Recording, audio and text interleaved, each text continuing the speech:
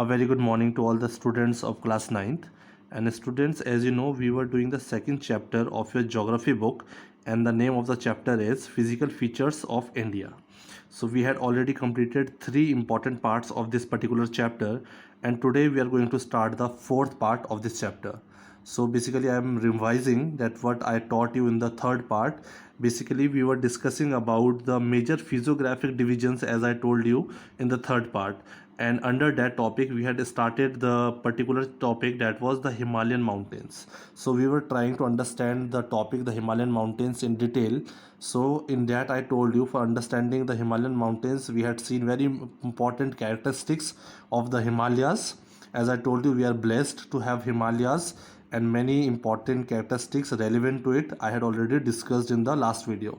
And also I had discussed and told you that there are three parallel ranges when we study about Himalayas. So we have to study different three parallel ranges. As you can see, I have drawn it roughly here. It is going from here to the Arunachal Pradesh, and this is the second range. This is parallel, although this is in arc in shape, and this is the third range. So about Himadri, which is the northmost range, which is the first range which we have studied, the highest peaks are found in this particular range only. So we had discussed all that in the third video, and today we are going to discuss about this is the second range. I hope you can see this.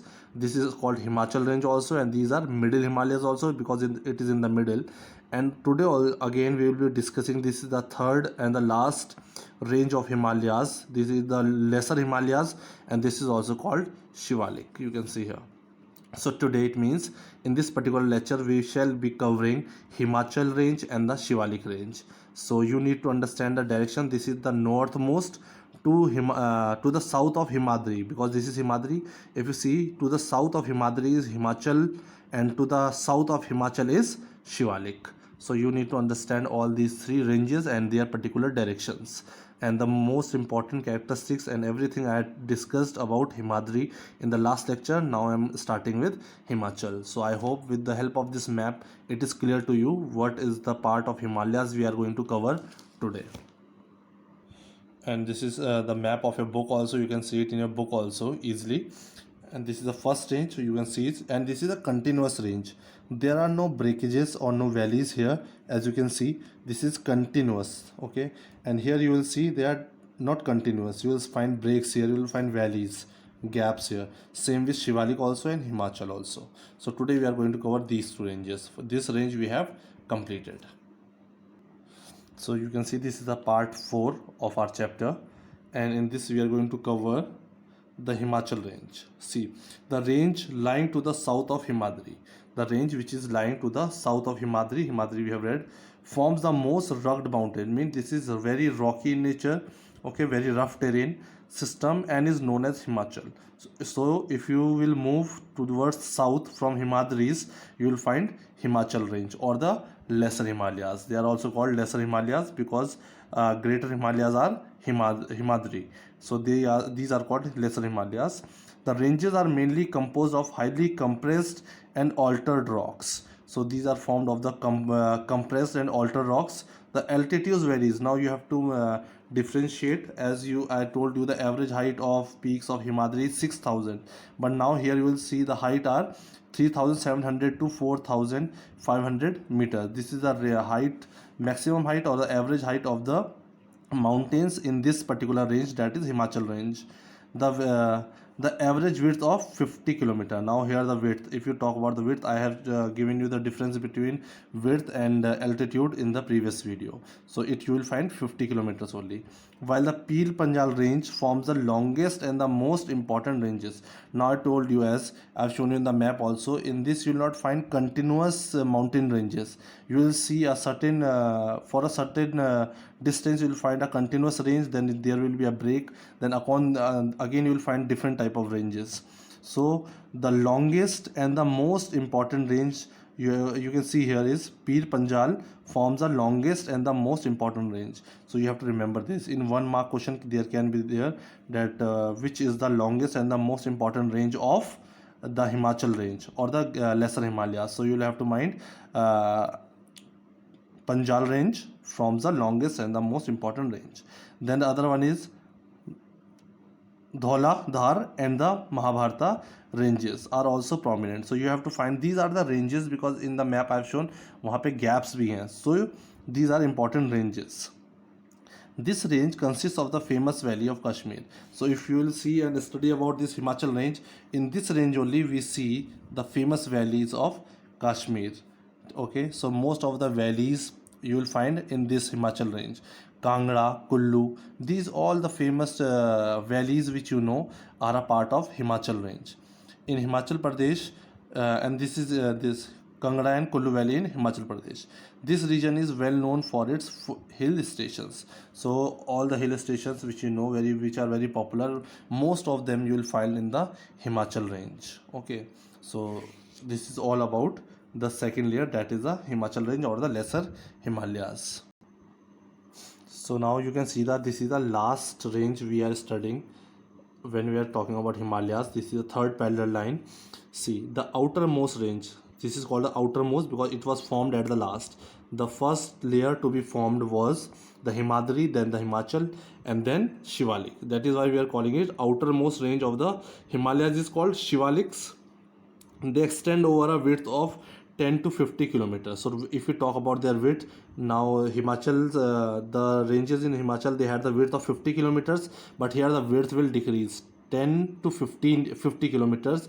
And if you talk about the height will also decrease. The mountain ranges here will be only 900 to 1100 meters only. And in the topmost layer we saw that the average height was 6000, and here only around 1000 you can say.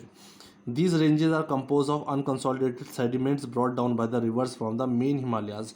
Now as you can see, the mountains have a very high altitude if you talk about Himadri and Himachal. So there are many important big rivers. So lot of sediments and material has been eroded and deposited in the lower ranges, and that is Shivalik. That is why it's written these ranges are composed. So this Shivalik range, this has composed of unconsolidated sediments brought down by the rivers. So the rivers had brought down lot of sediments from the higher Himalayas of different Himalayan ranges located further north. These valleys are covered with thick gravel and alluvium. So if you will study about, as I told you, there are three ranges. The northmost was Himadri, then with breaks this was Himachal, and this is Shivalik which we are studying. So here are the highest mountain peaks you see here. Here you will find small mountains, the ranges, and here even smaller. So these mountains, so there are many rivers. So many rivers are coming down from these mountains, and lot of sediments are being carried and deposited to these regions and between these ranges, and this is called valley. So lot of deposition has been done by the Himalayan rivers, and which had formed this Shivalik range and the valleys which we find between Himachal and Shivalik. So the distance and the land between Shivalik range and Himachal range, this part has been made by the various depositions made by the Himalayan rivers. That is why they collect gravels and alluvial soil, as you know.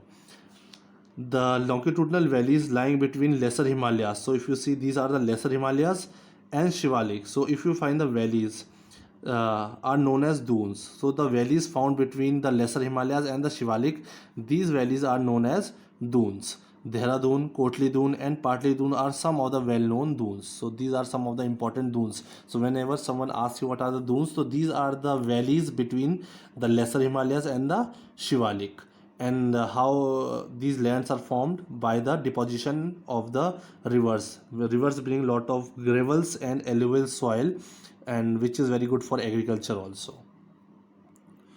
So till now we have studied these longitudinal extent, that is from Himadri, Himachal and Shivalik. These were the longitudinal extent of Himalayas.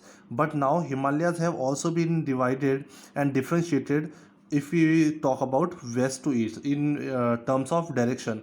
If you move from west to east, you will see various differences and divisions between Himalayas. So this is 1, this is 2, this is 3 and 4. You will find different 4 type of Himalayas which have been divided according to the rivers. So between rivers these ranges have been divided. So we are going to study the ranges moving from west to east. If we move from west to east, how Himalayas have been divided. So now we are going to cover that.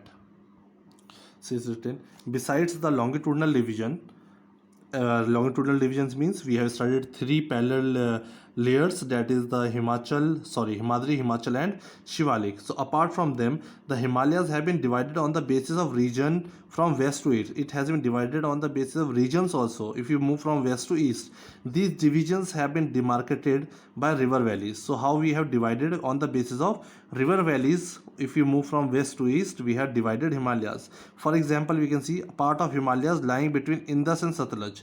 The first part we can see, if you see the Indus and the Satluj, the Himalayas have been divided there, has been traditionally known as Punjab Himalayas.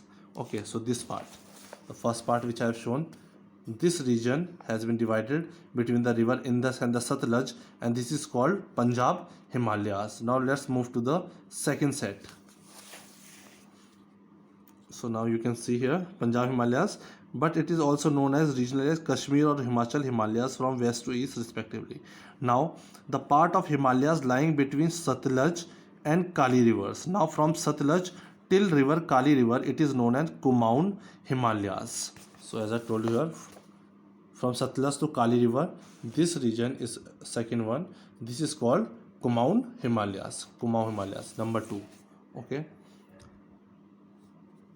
The Kali from Kali and Tista rivers, they demarcated the Nepal Himalayas. Then if you move forward east, you will find Nepal Himalayas. Different demarcation has been made, and the part lying, and after Tista and Dihang, you will find the Assam Himalayas. So you can see 4 divisions have been made. Punjab Himalayas, then we read about Kumaon Himalayas, then we read about Nepal Himalayas, and finally Assam Himalayas. So how you can see when we move from west to east, how these Himalayas have been made and differentiated from each other on the basis of river valleys.